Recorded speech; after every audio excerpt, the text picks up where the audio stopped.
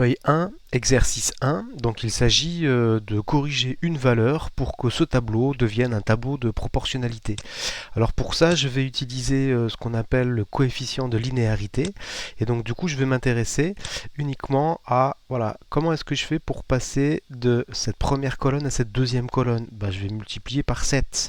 Et donc du coup, pas de souci, 3 fois 7, 21. Il faut que je puisse faire exactement la même chose. Donc là, je vais faire un x7, 5 x 7, 35. Donc ça veut dire que les 4 premières cases qui sont à gauche sont bien en fait 4 valeurs qui sont dans une situation de proportionnalité. Maintenant, je vais regarder en fait la case suivante. Pour passer de 35 ici à 70, je vais multiplier par 2. Et donc du coup, il serait tout à fait logique que en haut, pour passer de la deuxième à la troisième colonne, je fasse également un x2. Or 21 x 2, ça fait 42 et ça fait pas 50. Ça veut dire qu'il y a bien un souci à ce niveau-là. Et donc s'il y a un souci à ce niveau-là, il suffit que je remplace le 50 par 42, c'est-à-dire le double de 21, pour pouvoir dire, voilà, maintenant en fait je suis dans une situation de proportionnalité avec mon 21, 35, 70 et cette nouvelle valeur maintenant 42. Alors j'ai essayé en fait de détailler ça à cet endroit-là, donc en prenant des parties en fait du tableau, mais sinon c'est exactement ce que je viens de dire. Et la petite phrase c'est je dois changer la valeur 50 en la valeur 42. Feuille 1, exercice 2, donc un fleuriste affiche des tarifs, 3 roses pour 7,20 € et 7 roses pour 17,50 €. Et on aimerait bien savoir si cette situation est une situation de proportionnalité. Alors j'ai construit en fait ici sur la droite là le tableau qui correspond à la situation. Donc du coup nombre de roses, 3 roses pour 7,20 € et puis 7 roses pour 17,50 €. Alors si je mets en couleur cette colonne qui est là, je vais essayer en fait de savoir si on est bien dans une situation de proportionnalité et je vais essayer d'utiliser une autre technique que celle qui a été utilisée pour l'exercice numéro 1. Alors pour cette partie verte, donc si je cherche le coefficient qui me permet en fait de passer de la ligne du haut à la ligne du bas, je vais multiplier par 7,2 sur 3. Donc ce coefficient, 7,2 sur 3, donc c'est bien une fraction, donc je vais l'écrire ici, 7,2 sur 3. Je vais essayer de comparer ce coefficient avec un autre, et le coefficient en fait qui me permet de passer de 7 à 17,5, que je suis en train de mettre en bleu, voilà en fait si je descends, eh bien je vais multiplier par 17,5 sur 7. Et donc si ces deux coefficients sont les mêmes, ça veut dire qu'on est bien dans une situation de proportionnalité. Donc ce qui fait qu'en gros, la question est de savoir est-ce que la fraction verte est égale à la fraction qui est la fraction bleue. Alors pour ça, je vais utiliser une technique qui est toute simple. Je vais passer par la calculatrice. Et donc 7,2 sur 3, quand je demande à ma calculette, c'est 2,4. Quand je demande à ma calculatrice 17,5 sur 7, elle me dit que ça fait 2,5. Ça veut dire que ces deux coefficients de proportionnalité, donc au niveau de la situation verte et au niveau de la situation bleue, sont différents. Donc ça veut dire qu'on ne passe pas de la ligne du haut à la ligne du bas en multipliant par le même nombre, parce que d'un côté c'est 2,4 et de l'autre côté c'est 2,5, donc ce qui fait que cette situation n'est pas une situation de proportionnalité. On aurait très bien pu en fait utiliser d'autres méthodes, mais en tout cas en voici une avec la technique des coefficients de proportionnalité.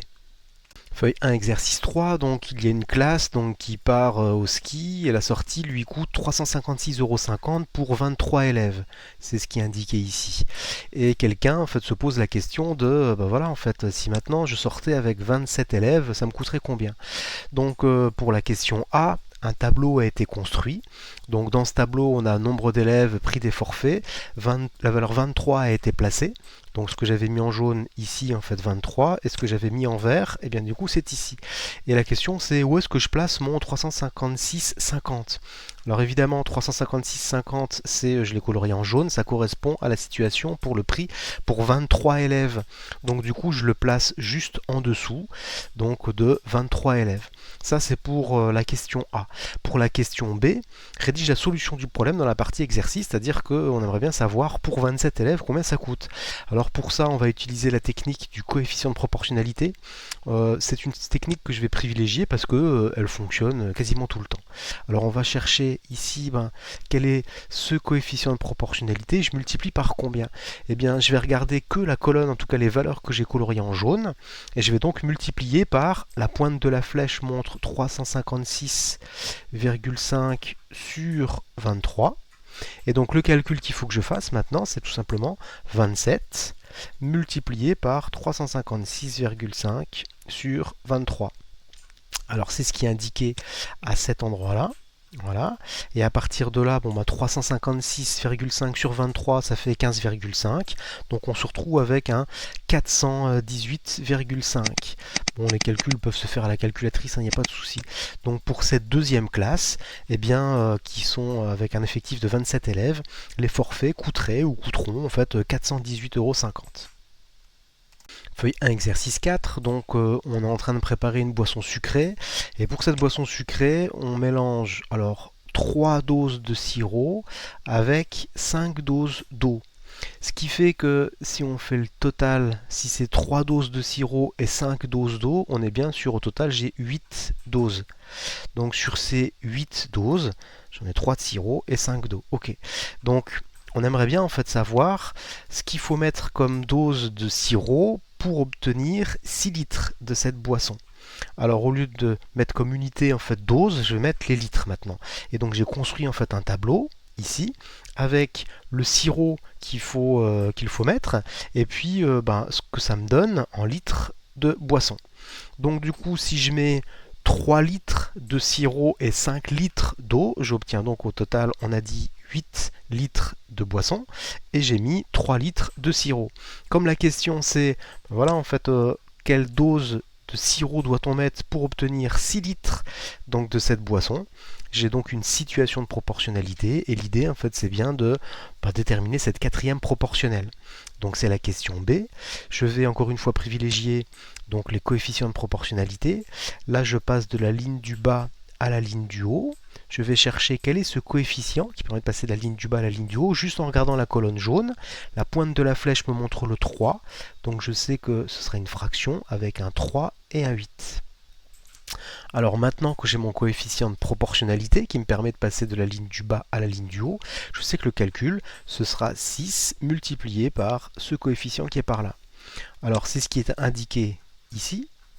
Pour faire ce calcul, je prends ma calculatrice, c'est 6 multiplié par 0,375 et ça fait 2,25. Donc ça veut dire que, dans la phrase de conclusion, il faudra 2,25 litres de sirop pour obtenir 6 litres de cette boisson.